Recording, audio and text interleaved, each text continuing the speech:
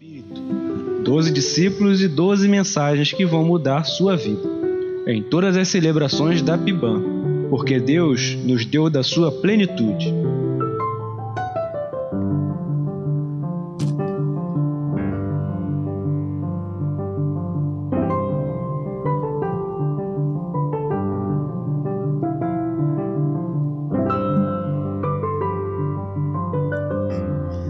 Boa noite, meus irmãos. Com muita alegria que estamos aqui. O pastor nos confiou este momento. O púlpito é dele e nós temos pedido a Deus que Ele nos honre nesta hora, quando vamos falar do seu grande amor por nós. Vida no Espírito, poder de Deus para orar. É isso que nós vamos estar aprendendo nesta noite. Como a gente aprende? A gente para estudar com mais detalhes a palavra do nosso Deus. Escolhemos um texto conhecido de todos os irmãos. Está lá em Mateus 7, versos 7 e 8. Nós vamos estar usando este texto como base. Outros nós estaremos falando. Nossa palavra nesta noite, vamos ter 3 partes, nossa palavra nesta noite. Primeira parte, a introdução com exemplos de Jesus, enquanto aqui viveu e andou neste mundo. A segunda parte, meio da nossa mensagem, professor Jesus vai nos ensinar como devemos orar para que possamos ter uma vida de poder de oração. E a terceira parte, nossa conclusão, nós estaremos focando 3 preciosas lições que o Senhor vai deixar para cada um de nós. Fiquem ligados, você, meu amigo, meu irmão, na internet, você vai ser abençoado com os ensinamentos que Jesus tem para nós nesta noite. Diz assim, colocamos um subtítulo, já que aquele é o título, nós colocamos um subtítulo: Jesus ensina a orar. Lá em Mateus 7, 7, 8 diz o seguinte: peçam e vocês receberão, procurem e vocês acharão, batam e a porta será aberta para vocês, porque todos aqueles que pedem, recebem, aqueles que procuram, acham, e a porta será aberta para quem abre. Há um provérbio indiano que diz o seguinte: os tormentos da vida são despertadores que tentam nos acordar para a vida. E eles acrescentam: aproveite para acordar logo, antes que o próximo despertador comece a tocar. Nestes dias difíceis que temos vivido, Deus colocou à nossa disposição uma ferramenta poderosíssima, que é a oração. Somente quando usamos esta ferramenta é que nós conseguimos vencer os tormentos da vida. E aqui, o professor Jesus vai nos ensinar. Ele foi quem mais orou na Bíblia. Se você olhar lá em primeira carta de João, capítulo 2, verso 6, está lá: devemos andar e viver como Ele andou e viveu aqui neste mundo. Nós temos assim nos comportado como seus seguidores, e Ele vai nos dar alguns exemplos nessa introdução, como precisamos nos comportar aqui neste mundo. Primeiro exemplo que Ele deixa para nós: Jesus orou antes do início do seu ministério. Está lá em Mateus 4, verso 2: foi para o deserto E lá ele ficou 40 dias e 40 noites, em completo jejum. Sabe fazendo o quê? Orando. E o diabo, ele conhece o poder da oração.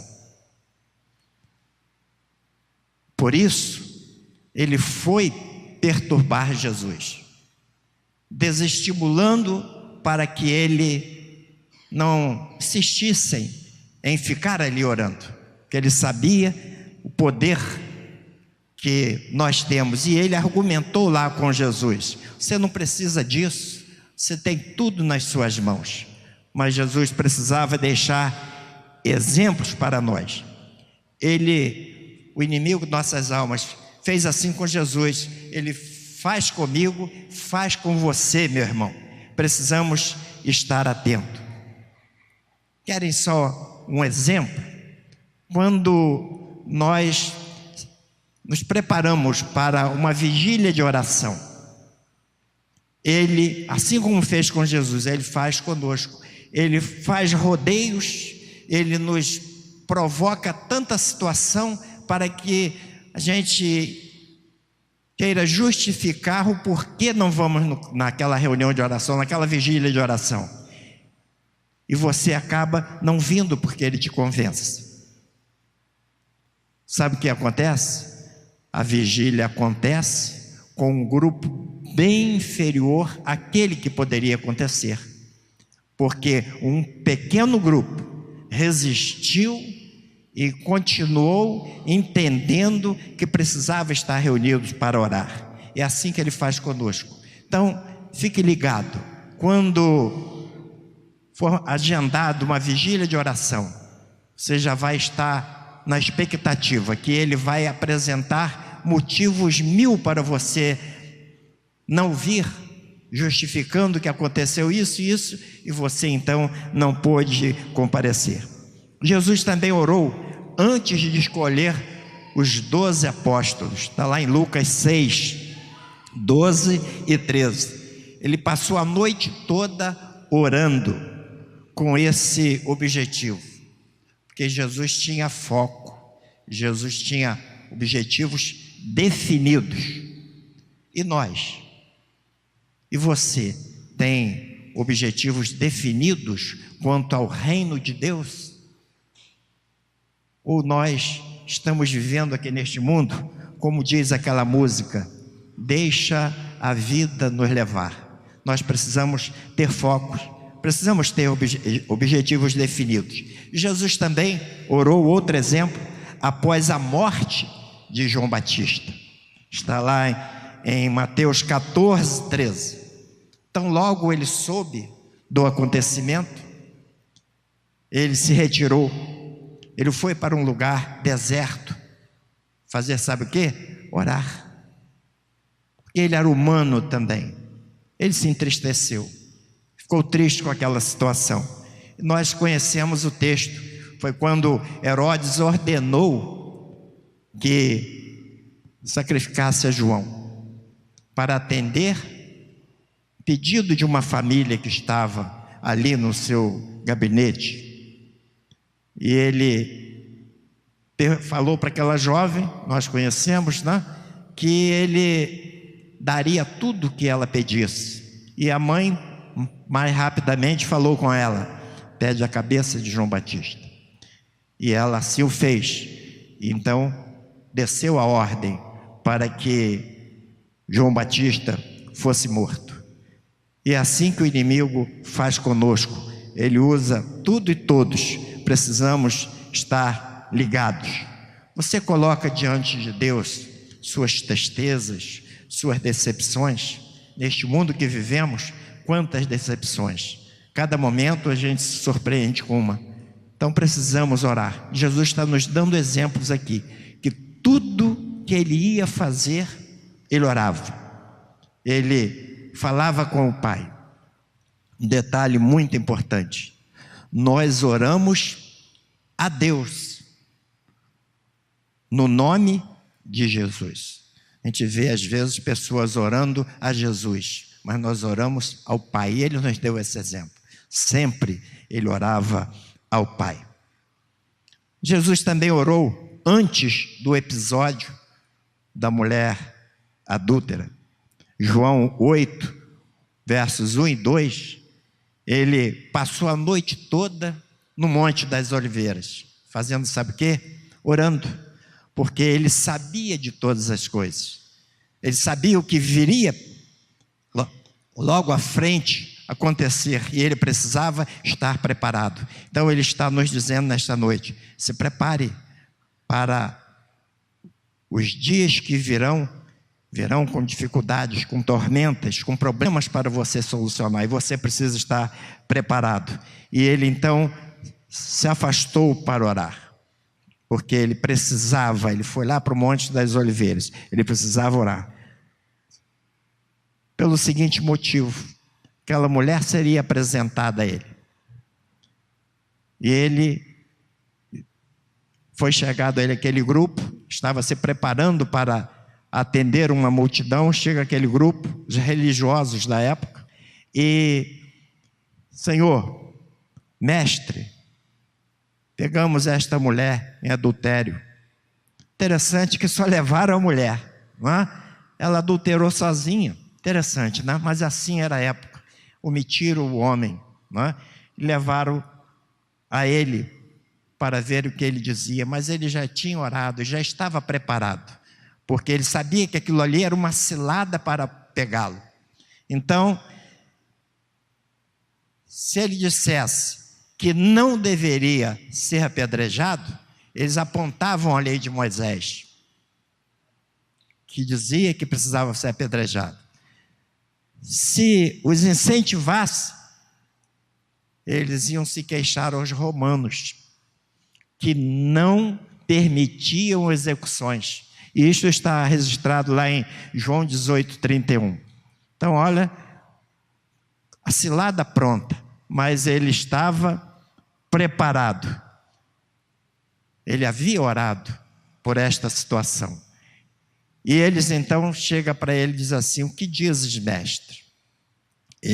O texto diz que ele estava baixado, escrevendo na areia. E ele então levantou e diz: aquele que não tiver nenhum pecado, atire a primeira pedra. O texto diz que foi saindo do mais velho até o mais jovem. Por quê? Porque o mais velho, eles tinham mais conhecimento das leis, mais do que os mais novos. Também tinham mais pecados. E o texto diz que foi saindo do mais velho para o mais novo, saíram todos. Jesus então, quando viu que não tinha mais ninguém, ele levanta novamente e pergunta àquela mulher: mulher, que é dos teus acusadores? Eles não te condenaram? E ele então olha para ela e diz: olha para mim, vá, porque eu também não te condeno, vá, mas não peques mais. E ele ali, porque ele estava preparado, ele orou antes e ele teve a resposta correta.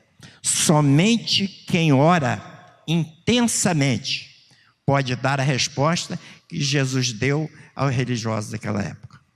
Então ele nos diz aqui: orem para que vocês sejam bem-sucedidos quando vocês forem interrogados por algo. Também Jesus orou no Getsêmani. E ele fez a seguinte declaração: Pai, se for possível, passa de mim este cálice. Se for possível, passa de mim este cálice. Está lá em Mateus 26, 39. Não dá para suportar as tribulações da vida sem oração. Precisamos orar. Nosso mestre nos convoca a isso. Jesus assim o fez. Que diremos nós?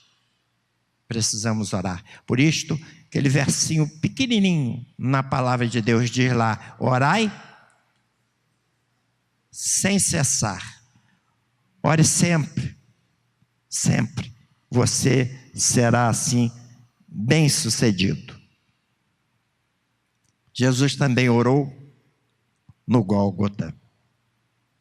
Estava chegando a hora dele.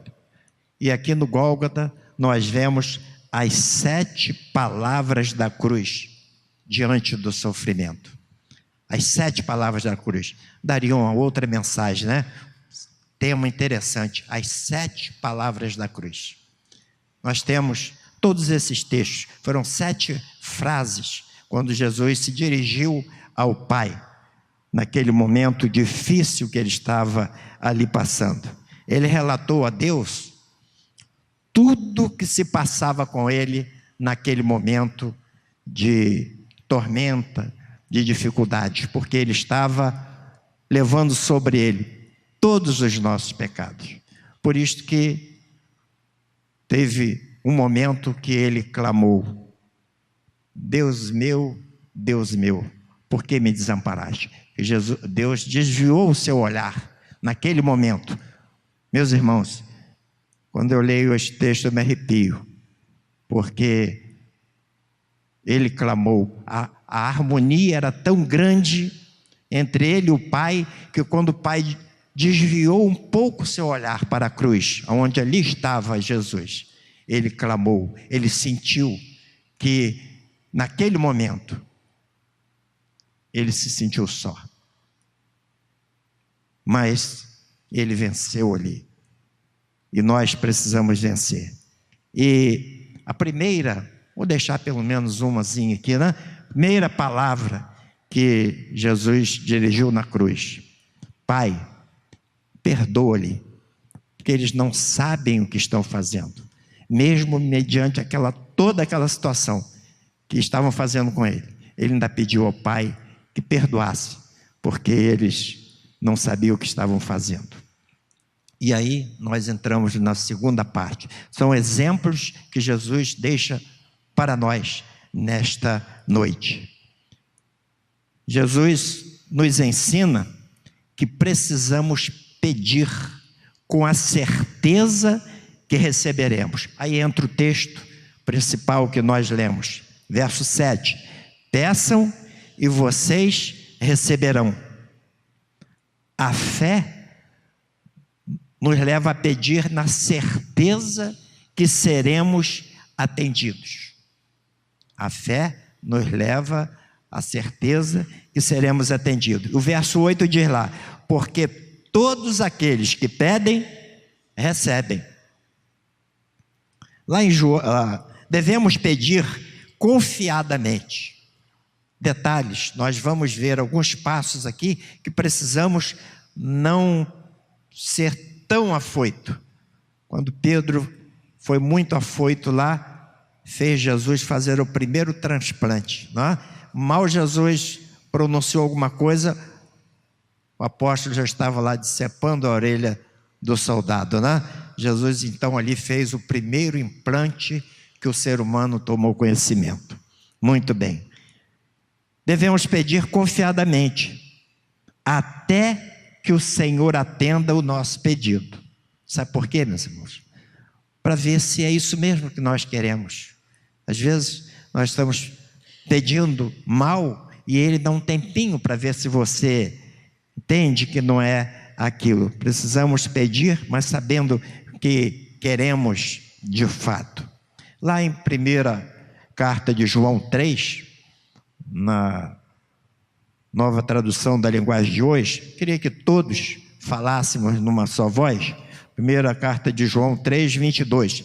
Recebemos dele tudo o que pedimos, porque obedecemos aos seus mandamentos e fazemos o que agrada a ele. Vamos falar mais uma vez? Recebemos dele tudo o que pedimos, porque obedecemos os seus mandamentos. E o que aqui neste verso, nós temos 3 situações. Primeira situação é uma promessa. Recebemos dele tudo o que pedimos. Uma promessa que ele garante a nós. Mas também tem 2 condicionais. A Primeira, porque obedecemos os seus mandamentos. Temos obedecido na íntegra os seus mandamentos? E a segunda, e fazemos o que agrada a Ele. Temos agradado a Ele, não é só aqui na igreja não, no nosso dia a dia, por onde temos andado. Nós temos estado em harmonia com os seus mandamentos, aquilo que Ele exige que cada seguidor dele viva e ande como Ele viveu e andou aqui neste mundo. Precisamos atentar para isto. Lá em João 3, lá em João 9, 31, diz o seguinte, olha só se não encaixa aí. João 9, 31. Sabemos que Deus não ouve a pecador, mas se alguém é temente a Ele e faz a sua vontade, esse Ele ouve. Então não podemos sair fazendo o que queremos e depois parar e ficar clamando aos céus, que Ele não vai estar nos atendendo. A oração não obriga, olha só isso aqui, a oração não obriga Deus a nos dar aquilo que pedimos, mas nos prepara para recebermos aquilo que Ele quer nos dar. Entenderam como que a coisa funciona? Não é só sair pedindo que Ele vai estar nos atendendo. Ele, mesmo assim, Ele com a sua bondade, a sua misericórdia, Ele nos mostra e faz com que entendamos que precisa ser da maneira dEle, para que nós, porque Ele sabe o que é melhor para nós. Está assegurado com clareza e sem margem de erro, que quando pedimos, recebemos. Normal, né? A gente só pede quando a gente tem quase a certeza que vamos receber. Quem pede, deseja receber algo que não possui. Você não vai pedir aquilo que você já tem, normalmente, não é? Às vezes, se tivermos o olho muito grande, né, a gente tem e continua pedindo, mas normalmente a gente só pede quando não tem. Nós recebemos a recompensa quando pedimos com fé. Precisamos ter fé. E a palavra de Deus diz que se você tiver fé, pelo menos como o menor grão que existe na terra, que é o grão de mostarda, você vai receber. Precisamos ter fé. Jesus está aí nos dando mais esta dica. Precisa ter fé para que você possa ser bem-sucedido. Segundo elemento nesta segunda parte, Jesus nos ensina que precisamos buscar crendo que acharemos. Primeiro ele diz, precisamos pedir. Agora ele nos diz que precisamos buscar crendo que receberemos. Que tudo, a palavra de Deus diz lá, tudo é possível ao que crê. Então precisamos ter fé, precisamos crer. O verso 7 volta novamente à tona e diz lá, procurem e vocês acharão. O 8 diz lá, aquele que procura, acha. Aqueles que procuram, acham. Devemos buscar cuidadosamente até que o Senhor queira nos responder. Com cuidado. Não é de qualquer maneira. Precisamos ter cuidado. Nós vamos já dizer rapidamente por quê. Lá no Provérbios 8, 17, diz o seguinte, eu amo aquele que me ama. E quem me procura, acha. Quem me procura, acha. Quem procura é porque perdeu algo ou deseja obter algo que vai exigir tempo e esforço. Quem procura porque perdeu algo, ou deseja obter algo que vai exigir tempo e esforço. Nós recebemos a recompensa quando buscamos com cuidado. Por isso o texto diz lá: entra no teu quarto, fecha a tua porta, lá em secreto, só você e o Pai. Você abre o seu coração com carinho, com cuidado, né? Liberado de todas as coisas que passam lá fora, e você então vai estar com aquela intimidade com o Senhor, e Ele vai estar lhe atendendo naquilo que está lhe afligindo no momento. E terceira, última parte do terceiro ponto da segunda parte, Jesus nos ensina que precisamos bater na certeza que seremos atendidos. Primeiro, ele diz que precisamos pedir. Depois, ele nos ensina que precisamos buscar. E agora, ele diz que precisamos bater na certeza que seremos atendidos. E o verso 7, novamente, volta em pauta e diz: batam e a porta será aberta para vocês. E o 8 diz: a porta será aberta para quem bate. Presta atenção agora aqui. Bater a porta ressalta singularmente a sagrada majestade de Deus. Eu reconheço isso. Você reconhece isso? Sagrada majestade de Deus. Por isso eu bato. Outra, bater a porta é demonstração de respeito por quem está do outro lado da porta. Eu entendo isso. Preciso entender isto para que eu possa ser bem-sucedido nos meus objetivos.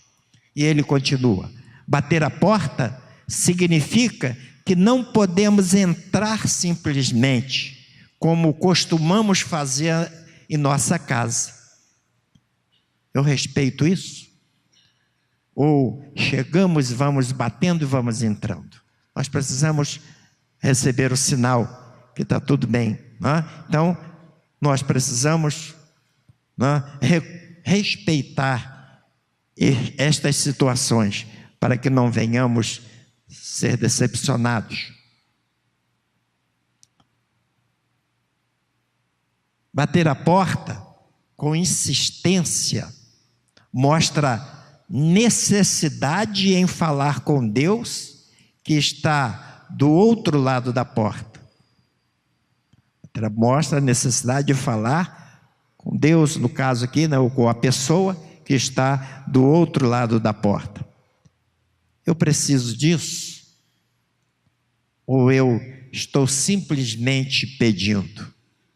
Quando eu bato a porta de alguém, porque de fato eu preciso daquilo que estou buscando. Caso contrário, eu posso não ser bem-sucedido no meu pedido. E ele continua: bater a porta nos ensina até onde vai o nosso limite. É por isso que batemos. Depois da porta, só podemos ir se o Senhor permitir. Aí nós entraremos. Bater a porta demonstra minha reverência. É assim que nos comportamos quando chegamos a uma porta. Temos demonstrado nossa reverência a quem está do outro lado. Bater a porta demonstra a minha humildade. E ele nos convoca aqui: precisamos ser humildes para que nós possamos alcançar os céus. Por esses motivos, por isso eu bato. E assim é que precisamos nos comportar. Devemos tomar todo o cuidado para não bater na porta errada, porque nos daremos mal, com certeza, né? Devemos bater insistentemente até que o Senhor abra a porta para nós. Lembram lá o povo do Egito? Ele chama Moisés: vem cá, Moisés, não aguento mais o clamor do meu povo. Vai lá e traz o meu povo, tira meu povo daquele sofrimento. Por que Deus mandou buscá-los? Porque eles foram insistentes, eles foram perseverantes. E nós precisamos assim nos comportar. Quem bate a porta espera conseguir o acesso à pessoa a qual espera que lhe atenda. Normal assim, não é verdade? Você quer que Deus lhe atenda? Então bata a sua porta. Ele vai estar de braços abertos, sempre lhe aguardando e lhe esperando. Bata a porta, sempre vai encontrá-lo e dizer que você é bem-vindo aonde ele está. Então bata a sua porta que ele vai te receber. Nós recebemos a recompensa quando batemos com insistência. Foi por ser insistente que o povo conseguiu se livrar do Egito. Se nós pensarmos aqui, quantos não foram insistentes? Quantos apostataram a fé? Ficaram às margens do caminho? Já há pouco tempo, já comentamos aqui, né, que nós precisávamos voltar àqueles que ficaram às margens do caminho, que tanto lutaram aqui conosco, que hoje estão dispersos, desanimaram, apostataram a fé. Que nós possamos ter misericórdia deles. E aí, nós entramos na terceira parte, nossa conclusão. Nossa oração precisa romper o domínio do nosso próprio eu. Precisamos reconhecer que miseráveis homens que somos perante Deus, que só pela sua misericórdia nós conseguiremos chegar lá. Todas as boas dádivas já estão prontas para nós. E Jesus nos garantiu isso. Se não tivesse lugar, ele iria preparar. Então está prontinha lá todas as boas dádivas. Se Deus fica em silêncio, é preciso examinar se estamos pedindo corretamente. Porque muitas das vezes, não recebeste porque pediste mal, pediste errado. Então precisamos pedir corretamente. A obra redentora está consumada pelas 3 repetições: pedir, buscar e bater a porta. Olha o que Jesus diz lá no Romanos 8:34. Jesus está à direita de Deus e intercede também por nós. Jesus está à direita de Deus e também intercede por nós. Sabe por quê, meus irmãos? O também intercede? Porque nós temos o Espírito Santo de Deus. Primeiro que intercede por nós. E a palavra de Deus diz que muitas das vezes com gemidos inexprimíveis. Sabe por quê? Porque às vezes nós, perdoe aqui a palavra, fazemos uma bagunça na nossa petição, no nosso pedido, tão desarrumado, e ele precisa arrumar isto para apresentar o Pai. Então nós estamos aprendendo nesta noite como nós precisamos nos comportar para que o Espírito Santo de Deus não tenha tanto trabalho, para arrumar a nossa petição para chegar ao Pai. Por isso que nosso Salvador, ele está lá à direita do Pai, também intercedendo por nós. Olha o que Isaías reclamou com o povo. Isaías 59:1, primeiro, diz o seguinte: vocês estão pensando que o Senhor perdeu a força e não pode nos salvar? Ou pensam que Ele está surdo e não pode nos ouvir? O salmista alertou o seguinte, lá no Salmo 94:9: foi o Senhor Deus quem fez os nossos ouvidos. Será que Ele não pode ouvir? Foi o Senhor quem fez os nossos olhos. Será que Ele não pode ver? Mas a palavra de Deus diz que Ele pode tudo. Nada é impossível. Este é o Deus que nós servimos. Ele pode tudo e nós podemos ficar tranquilos. E aí nós vamos entrar nas 3 partes últimas, as 3 preciosas lições que Jesus deixa para nós. Primeiro Ele nos deu o exemplo, depois nos ensinou, agora Ele vai deixar 3 preciosas lições para nós nesta noite. Primeira preciosa lição que Ele deixa: pedir. Preste atenção aqui agora. Se ligue nesta parte, dessas 3 partes aqui. Pedir. Fazemos isso com a nossa boca. Mas não é só fazer assim com a nossa boca. Ela precisa ser santificada. Sentiram como que a coisa vai estreitando para que nós possamos chegar lá com a nossa palavra? A nossa boca precisa estar santificada para Deus poder ouvir. Nossa boca expressa os nossos pensamentos, os nossos sentimentos e a nossa vontade. Olha o que Jesus disse lá em Mateus 12, 34. Vamos todos? A boca fala o que o coração está cheio. Vamos falar novamente? A boca fala o que está cheio o coração. Aqui está invertido, né? A boca fala o que o coração está cheio. O que tem no teu coração? Está cheio de coisas boas? Você vai falar coisa boa. Segunda lição, preciosa lição que Jesus deixa para nós: buscar. Fazemos isso com os nossos olhos.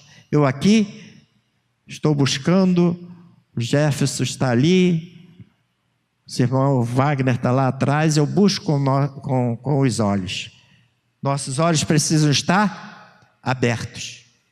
Eles precisam estar abertos para que eu possa ver. Olha o que o salmista falou lá no Salmo 119, verso 18.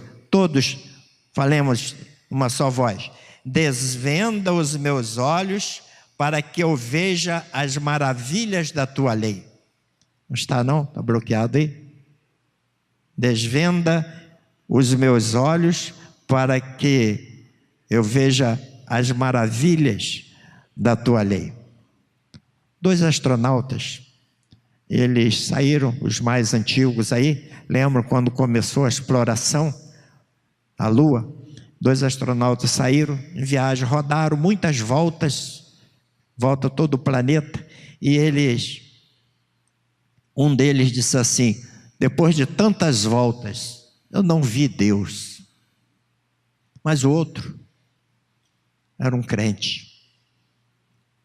Neil Armstrong, acho que é essa mais ou menos a pronúncia. Os irmãos ouviram falar neste nome há muitos anos atrás.